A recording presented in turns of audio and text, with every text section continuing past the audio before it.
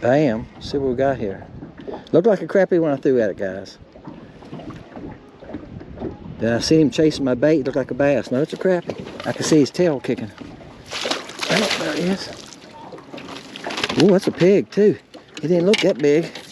No wonder I seen his tail moving. I think I'm just gonna quit and go home. First fish that size. First catch that big, do you quit and go home? Bam! Alright guys, I just checked if my camera is recording. I heard it beep when it comes on. When you catch a big fish, y'all know sometimes it changes position. I'm trying to hold him still when I check it. I gotta pull my camera down off my chesty because I can't see the back of it. But that's a good fish right there, buddy. He's not heavy, he done laid his eggs, but I'm gonna check it. Give me a minute, I'll tell you what it is. Alright guys, it was 1-4. That's why I figured he didn't lost his eggs, he didn't lost a lot. He's 14 1/4. Good fish. Ain't nothing wrong with that one, is it? Bam. Now y'all know what I caught him on? I'm gonna throw him back real fast. This is the shiner. That's the shiner in ice color. Yep. The shiner in ice color. Bam, that's what I'm talking about. The swim baits, guys, are great this time of year. When there's bass. I said bass, didn't I? When the crappie are scattered. Now he was out in open water. I'm hugging the bank. Places I think they would spawn. I'm looking out in front of that's what I'm doing. I've got a chaos rigged up and a shiner. I don't even have a bait without a tail rigged up. I need to rig an LC shad up. Sometimes you throw at them, they'll chase that bait for a little bit and quit. That's the time to throw back a Tadpole Junior, a BA Stinger, something like in a 1/2 inch and a half. Sometimes they want something, a little smaller. The shiner's 2 inches. These Chaos 2 is 2 inches. I cut about a 1/16 or so off to make a shoulder. Now you heard me say it many times. I cut that little point off to make a shoulder so he pushes up against my jig head. Oh man, this is a monster. Back here in the shallow water, I changed the depth of my depth finder, and there's a couple good marks there. But that's the one that grabbed me. I think he's probably the smallest one of the group. Alright guys, I'm going to show y'all something. See how that comes to a point? What I do is I cut that point off. Just a little sliver. Now this is a tungsten head. I'm not using pink because I want to. I'm using pink because that's the only thing I have the tungsten head in. Tungsten head, supposedly, you can see them better in the depth finder. I think I took a little too much of a bite. No, I didn't. I'm fine. Alright, and that's why I'm using it. I think I could get by a day with chartreuse or even black. The water's visibility right now is about 20 inches. It's getting better. But I'm trying to fish with this shiner. It's what I've got them to react to. It's the only thing I've caught fish on so far. I've get them to chase the chaos.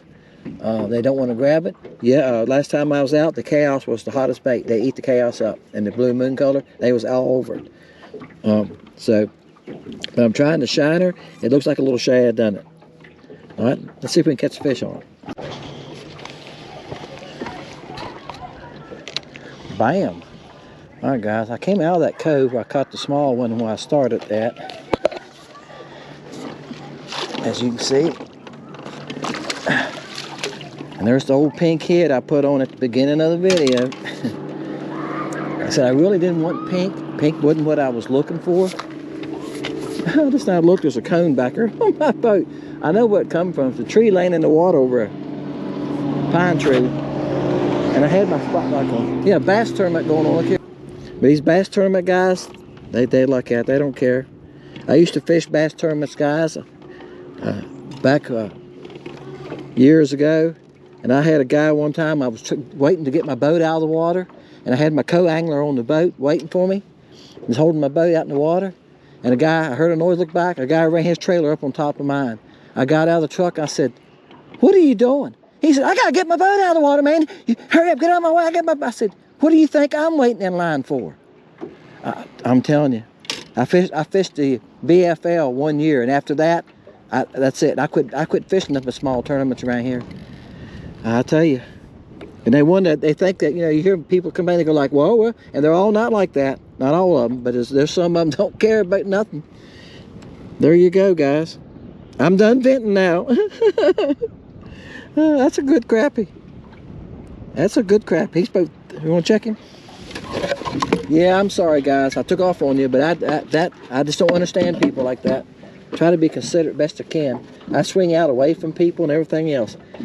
He's about 13 3/8. Excuse me. I'm telling you wrong. That's the 12-inch mark. He's about 12 3/8, 12 and a half. Good fish. Nothing wrong with that. All right. I guarantee you some of y'all can tell me the same experience you've had with something like that. Can't you? But, hey, I'll tell you another one. I'm telling you good stories. Y'all like it? Y'all getting a kick out of this, I know. I was fishing a tournament on a river, and there was a dock that came way out, just a single dock. It wasn't maybe 6 foot wide. And it came way out in the water because it was shallow in the back of it, but I always caught fish off of it. And I was fishing a team tournament in the club at this time, and me and my partner pulled up there, and we started fishing it, and we're going down and pitching jigs, just pitching black and blue jigs to the post. Here comes the boat up, comes around us, stops on the other side, and starts coming down the opposite side of it. The dock was not as wide as my boat, probably, just enough to walk out on, you know. It was probably, like I said, 4 to 6 foot wide, that was it. And my partner, he said, hey, what do you think you're doing? I mean, the guy was right there. He said, what do you think you're doing? I'm fishing a tournament. He said, what do you think we're doing? We're fishing a tournament. I ain't bothering y'all. Y'all on the other side. And he went through all this stuff. And I told my buddy, I said, He kept on. He was getting hot. I said, stop. You're not helping anything. All you're going to do is end up getting mad enough that you're going to be jumping up on the dock in a minute. I said, just stop. You can't help an idiot. Somebody that doesn't care about you and what you're doing. So I would never do that to somebody. I would never stop and fish the same boathouse that somebody's on, or a dock. I don't know. I don't understand. And it's not worth. It's not worth getting into a big argument over somebody about something like that, is it? You know. So hey, again, I know some of y'all can tell some of the stories like that too. You go like, wow, people do that. Yeah, people will do some strange things, won't they? All right, guys. I figured this one wasn't that big. He was deep though. He was about 12 foot, and I thought, And when my bait got to him, the reason I put this pink head on, I think I said this in the first clip. It's tungsten, and I'm having trouble seeing my bait today because of the pollen. And I had it on the blue. I said in my one video about the dark blue. I had it on the blue for quite a while, and back in that cove, the blue does help you some. He'd be lucky if he's 9 inches. I could catch a bunch that size. They're seeing them everywhere. I thought he was a little bigger, but when my bait got right to him, I could see my bait. Being it's tungsten, it's helped me some. And when it got right to him, I could tell he wasn't that big then, because the bait was just a little smaller than him. And but he rolled up and grabbed it. He had the right attitude. He knew what to do with that bait. Damn. Whoa, whoa, come back here. Whoa, come back here.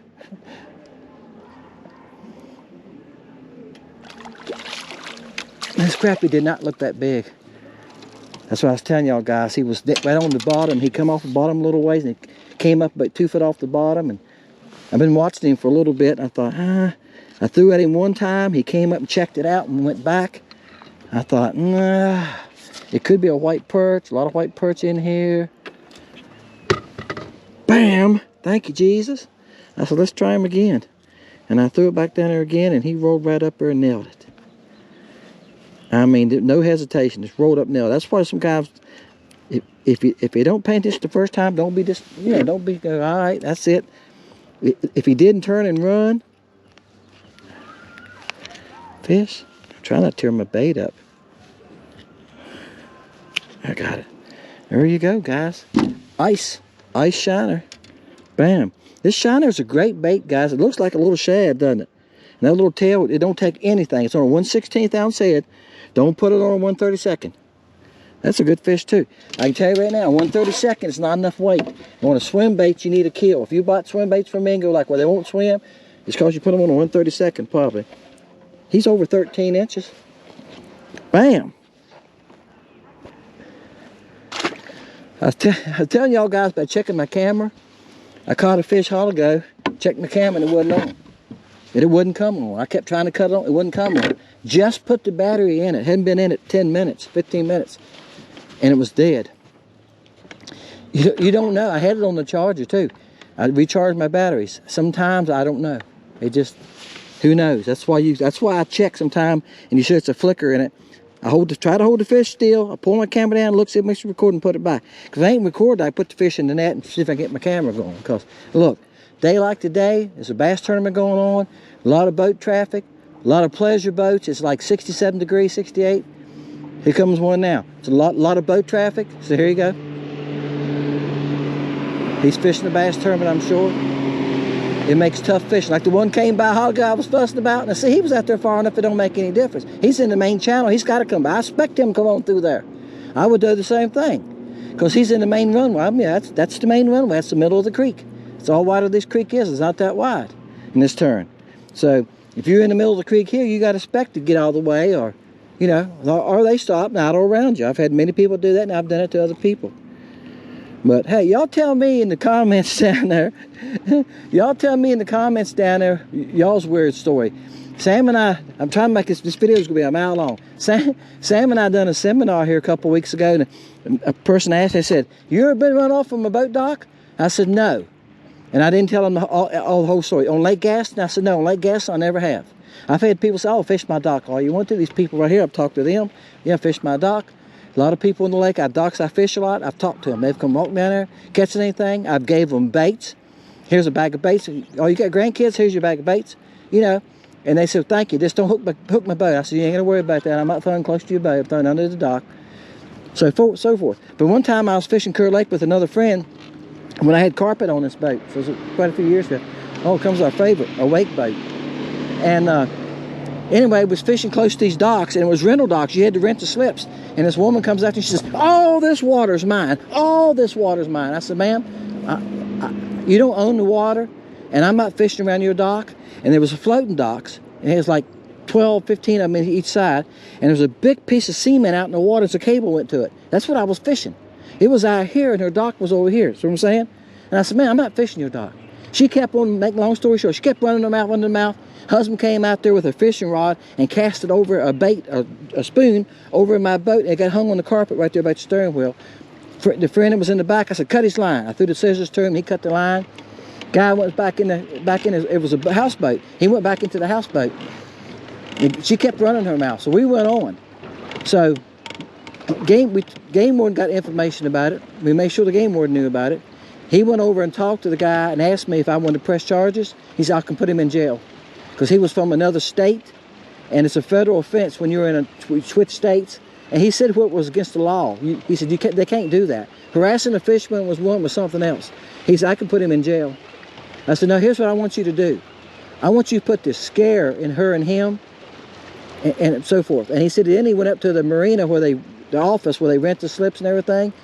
And he said, that woman said, "Well, they don't have a right to be fishing around my docks anyway." He said, "Ma'am, you have a permit to have them boathouses, you know, just like these people. They got a number on the boathouse. They got to have a permit to have a boathouse here. If I hear about this again, harassment from people that's renting from you again, we can pull your permit." But see, they don't spend all that money on those docks and stuff, right? And boathouses sell gas there. He said, "We can pull your permit." You cannot harass the fishermen. And if you're telling your people to harass the fishermen, and that's what it sounded like for me from hearing you talk, he said, that's wrong. So yeah, people cannot harass you guys in Virginia. I don't know what it is in other states. They cannot harass you when you're fishing around their docks. They do not own the water around them. They get a permit to have that dock. Bam, there you go.